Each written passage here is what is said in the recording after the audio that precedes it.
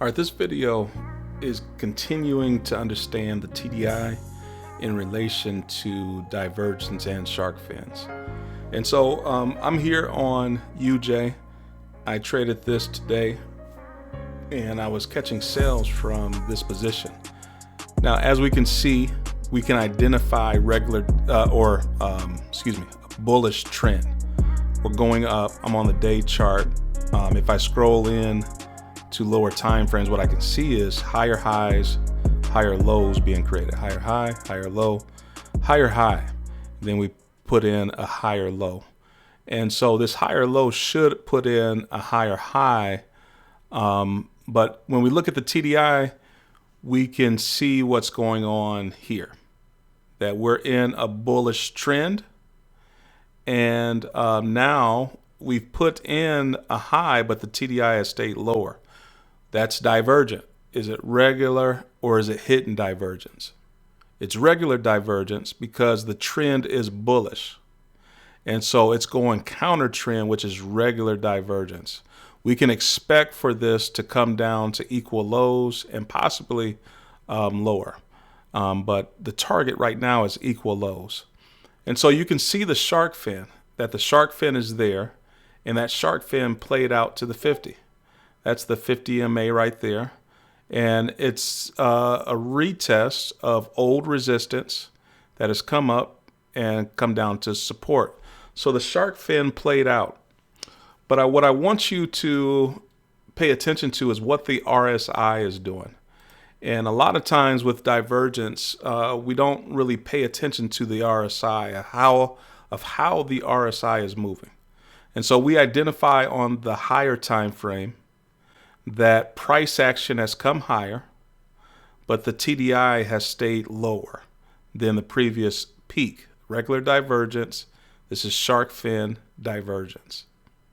All right, so we can see that, and we can say that price is going to come back down.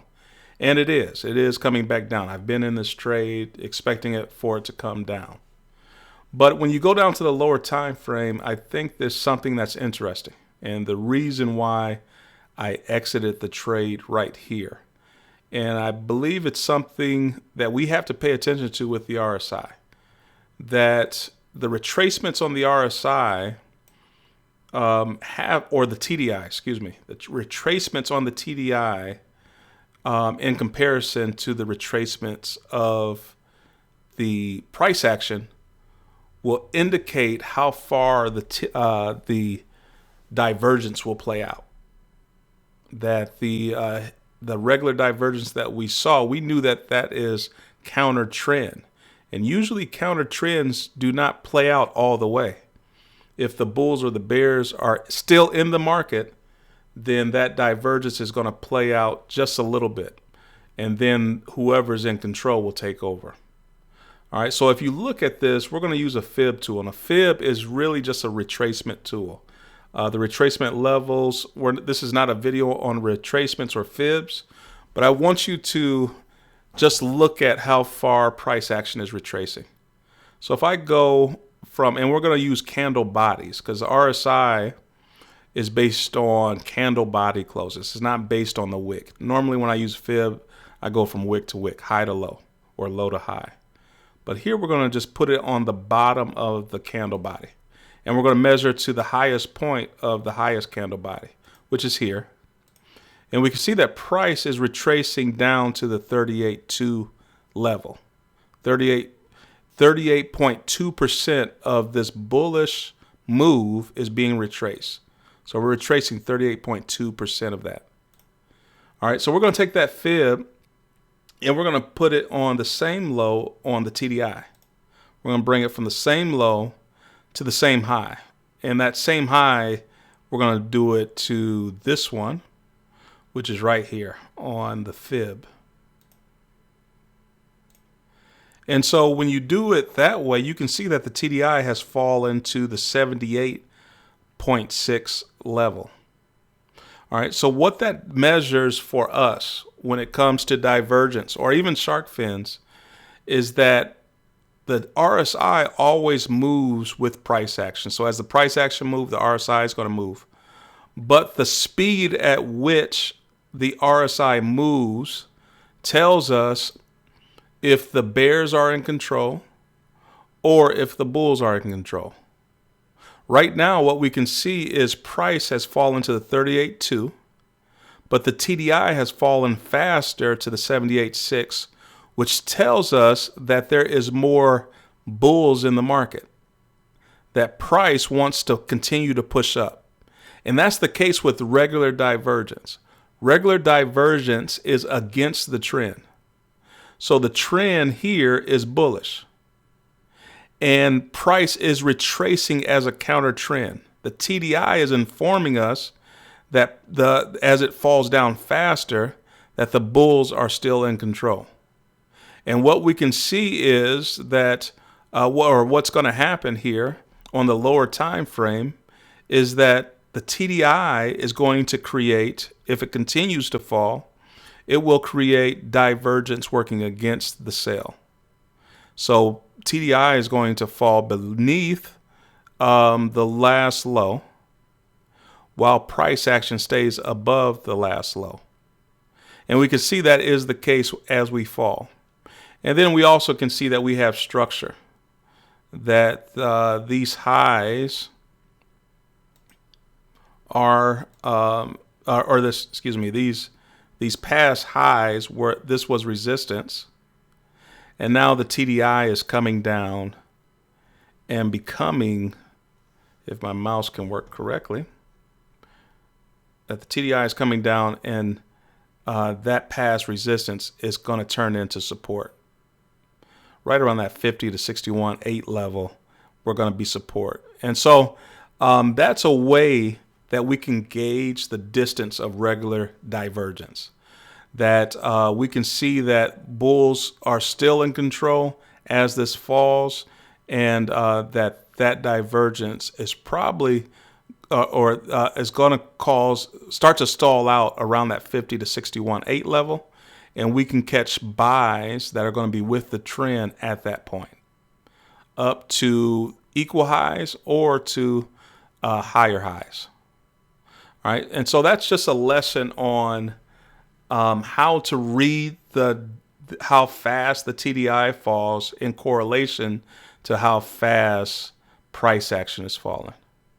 All right, use your fib to just measure the distance of those retracements so that you don't get caught holding on to a trade too long in regular divergence situations.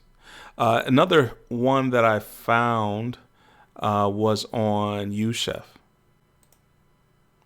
USD Chef. And so let's look at this one. This one, from the day standpoint, is bullish. It's created a high, a lower, higher low, and now it's created an equal high and slightly higher actually, and the TDI has remained lower. So we know we have regular divergence again. I drew the trend line, really has no efficacy to this example. But we see a level of old support here that is turning into resistance here. All right, so we can see that. And so we're getting this equal highs or slightly higher highs and the TDI staying lower. That is going against this current trend, which is regular divergence. But when we go down to the 4 hour, again, we see price dropping faster than what price action is dropping. So let's just measure that. We'll go from candle body low to candle body high, which is this candle here. We'll grab that same retracement tool, go from from low to that same high, which is here. And just measure the distance. We're coming down to a 23.6 retracement on price action. Here, we're coming down to a 38.2%. So TDI is falling faster than price action. And that's going to happen with regular divergence. With hidden divergence, you're going to see the TDI and the RSI move at the same pace. So for instance, here, price is pushing up here and gets to a high, This high is higher than this high. Price action is moving at that same pace where it's pushing up, and this high is higher than this high. So you're going to see the TDI move at the same rate in hidden divergence situation. Same rate. But in regular divergence situations where you're going against the trend, price action is going to fall a lot slower and TDI is going to move a lot faster. And what this is going to produce is divergence. As it falls faster, it's going to get below the last lows. And so even here, you can see that this was the last low right here. That low is higher on the TDI. We fell way below that, but we're staying higher on price action. We're moving at a different speed and race. So look at the how fast and how the retracement is falling in comparison to price action, TDI to price action, and that's going to be an indicator of whether you're in hidden divergence or whether you're in regular divergence. It's also going to be an indicator of how far regular divergence is going to play out.